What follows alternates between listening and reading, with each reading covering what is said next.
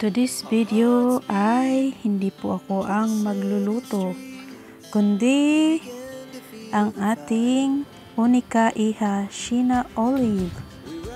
At ito po ay kanyang recipe ng pakbet. Ang ginamit niya pong karne ay karne ng manok. Kasi yun ang gusto niya. So sabi ko, i-try mo.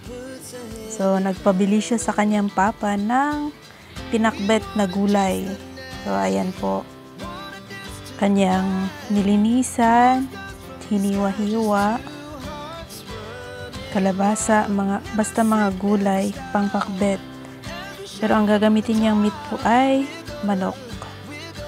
So ayan na nga, kanyang ginalatan, nilinisan. At ito na, lulutuin niya yung kanyang pinakbet. Ayan, ginisa niya muna yung chicken.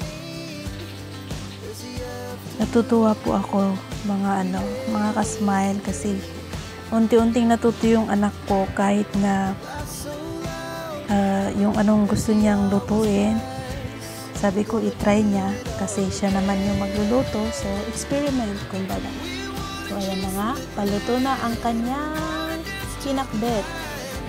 Sheena Olive pinakbet.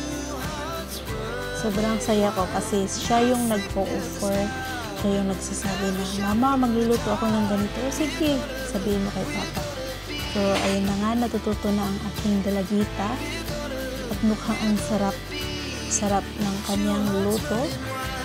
At sana'y matikman ko ang kanyang lutong pinakbet aking pag-uwi. So, thank you for watching. God bless everyone.